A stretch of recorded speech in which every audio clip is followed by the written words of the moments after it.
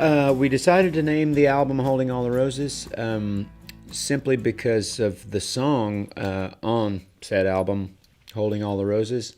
For some reason, the song just really seemed like the centerpiece of the album. It's a really heavy song, and the way it's recorded is really unique and interesting, and it just kind of.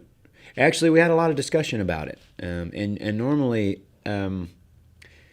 Well, in the past, the name of the album had already occurred to me before we recorded it. That's the way that it's been. This time, not the case. And in fact, I had a couple of suggestions for Britt, just back and forth between he and my suggestions were horrible. And this time, the first time in 14 years, he was like, "That sucks. No, we're not going to call the album that." And then it was right there in front of us. It just seemed to make the most sense.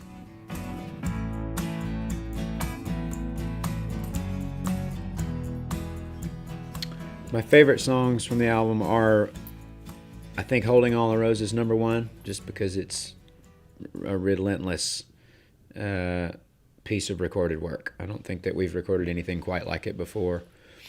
"No Way Back to Eden" is one of my favorites.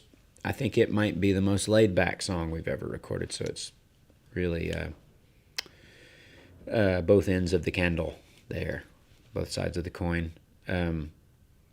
"Rock and Roll Again," probably my third favorite. It's just a rock and roll song. It's not a 3-chord rock and roll song. I think it's a 4-chord rock and roll song.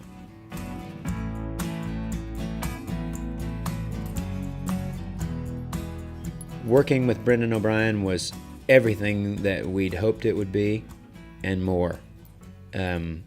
We'd heard, well, first of all, we had wanted to make a record with Brendan since we started the band, really. Just simply because he made our favorite records of the early 90s, early to mid 90s, I guess you would say. That might date us a little, I don't know. Starting with the first 2 Black Crowes records, Four Horsemen, Raging Slab, Dan Baird, then into Stone Temple Pilots, Pearl Jam, Aerosmith, AC/DC, Bruce Springsteen.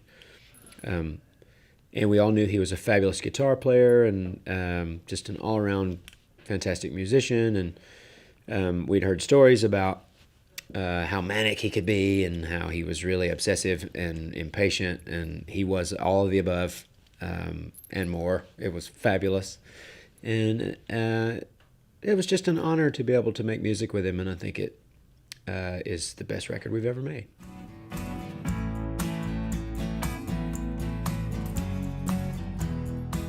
The album artwork was a stroke of genius on Britt Turner's part. We were discussing the name of the song, "Holding All the Roses," and sort of the meaning behind the lyrics, or the meaning in the lyrics, and the metaphor that is, well, the song really is about in a race or a contest, or all that metaphorically as far as having to do with life and even the music business or whatever.